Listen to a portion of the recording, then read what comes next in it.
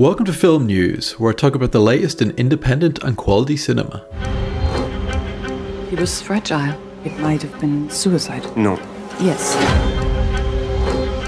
Anatomy of a Fall is this week's big indie release. The film won the Palme d'Or at this year's Cannes. It's about a writer played by Sandra Huller, who's accused of murdering her husband. Inconveniently, the only kind of witness to the death is her deaf son. With no one really able to prove whether or not she did it, the court case focuses on whether or not she is the type of person who would do it. Everything from her qualities as a mother to her fidelity to her husband are called into question. Sandra Huller is definitely the big star of European cinema this year, between her lead roles here and in The Zone of Interest.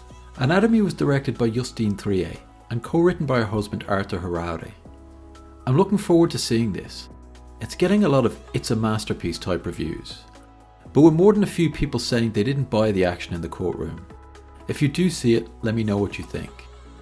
However, if you live somewhere that doesn't have an art house cinema, you might want to check out Justine Triet's previous film Sibyl, which is on streaming.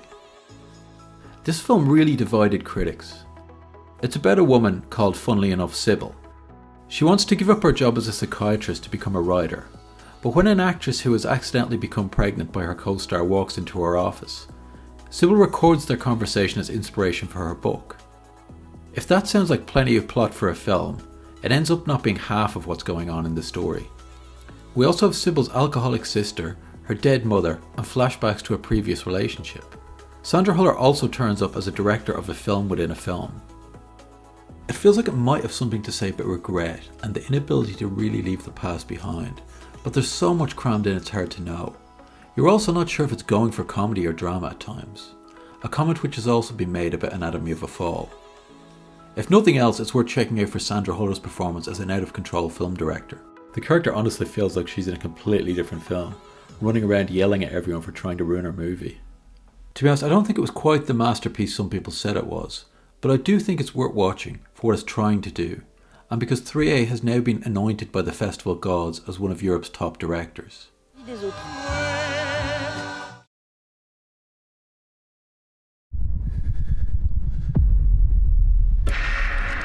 When Evil Lurks is an Argentinian horror film which premiered at the Toronto Film Festival. It was a co-production of the streaming service Shudder and is now available on their platform. Damien Rugna wrote the script and directed. He has a track record of horror films in Argentina, but this is his first international hit. It apparently came about, at least partially, when he came second at a script pitching event at the Sitges Film Festival. The film is about two brothers, Pedro and Jamie, living in the Argentinian countryside. One morning they discover a possessed living near their land. The possessed is a kind of host taken over by a demon to facilitate its birth into the world. The mythology around the idea of the possessed is one of the film's strongest features. The film presents the idea of the possessed as a sort of low-lying problem in Argentina, acknowledged to exist by authorities, but seen by the locals as something that happens in other places. But what elevates the film is the relationship between the characters in the small town Pedro and Jamie live near, and the fact the film is happy to kill anyone off. There aren't too many Hollywood horror films where kids end up the way they do here. Also, some of the cinematography is beautiful, like the shots of the Argentinian countryside in the morning. I would say there are too many events caused by emotional people doing stupid things. Without spoiling anything, you'll be screaming at Ruiz not to shoot the goat and Pedro not to get the axe. But that said, the impulsive emotional nature of these characters has been well established, so I don't find it unbelievable that they'd act stupidly out of anger. This is the kind of film I love to shout out on this channel. It's not the kind of film that will ever get the top prizes at the big film festivals, even if it should. It's just really strong genre filmmaking that deserves an audience. When Evil Lurks is streaming on Shudder now. If you're not a Shudder subscriber, you can watch it with a 7-day free trial, and I'd really recommend you do.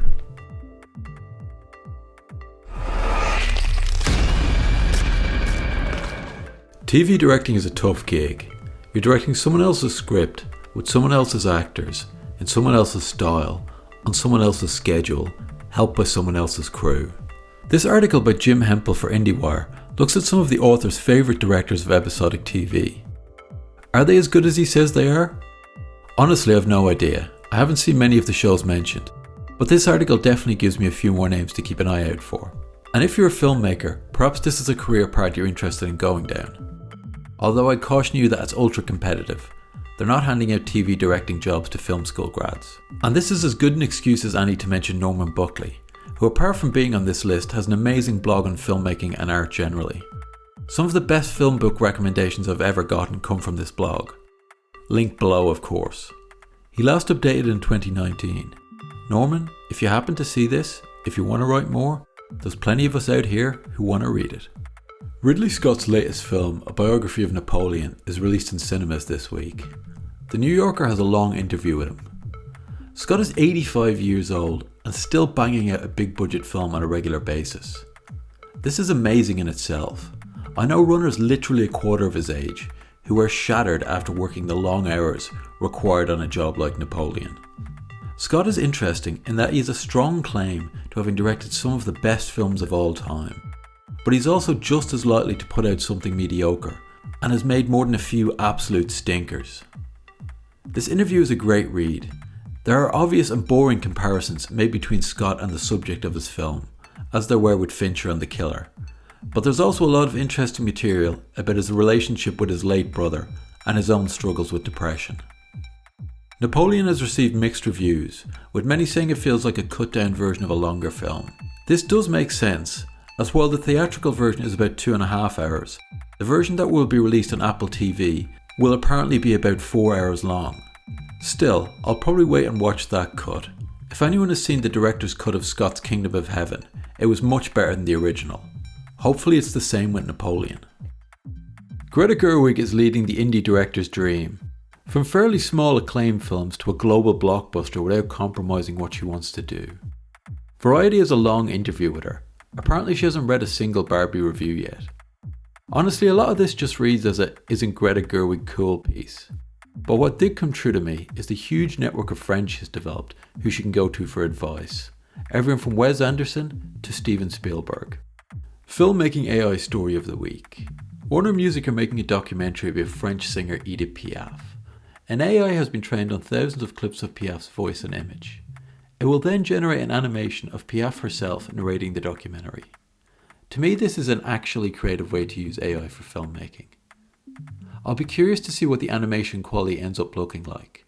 Most of the AI produced video I've seen so far looks pretty ropey, at least anything longer than a short clip. To be honest, I'm skeptical about a lot of the claims made about what AI video can do. So this will be a great chance to see where we're up to.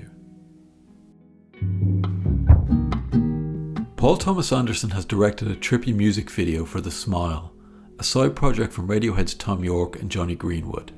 This video is terrific, but I have to say I wouldn't have guessed it was directed by Paul Thomas Anderson. The visual style doesn't hint at his film work at all. I see a couple of camera ops credited but no DP, so I don't know if PTA was DPing this himself with the help of a gaffer or what. Whatever, whoever shot it, this looks great. What would you do if a famous director gave you a wad of cash and said go make the film you want to make? That's what happened to Eddie Alcazar. Steven Soderbergh served as an exec producer on Alcazar's 2018 film Perfect. And Soderbergh apparently offered to fund Alcazar's next film. Alcazar could do whatever he wanted within the budget. Kind of the indie filmmaker's dream. The result is Divinity, which has just been released. If nothing else, Alcazar and DP Danny Hale can say they have made something uniquely visually striking. They shot with only one lens, a 24mm equivalent, on 16mm black and white reversal stock. They also disregarded the usual production process. Instead of writing a script then shooting the film, Alvarez shot in 7 different blocks. Between them he would edit and rewrite the script. If this seems like it could result in a big creative mess, that seems to be the case. Reviews say the film is a jumble of ideas, held together by its strong visual style. To quote Nick Allen's review, it's high on its own supply. And whether or not you like it will depend if you're prepared to go with it for what it is. Thanks for watching. I'm a little late this week, mainly because I had to go to London to work on some pickups for a Netflix show. Here I am de-rigging my radios in the street like a pro. If you enjoyed this, hit the notification bell so you get the videos while they're fresh, and I'll see you again next week.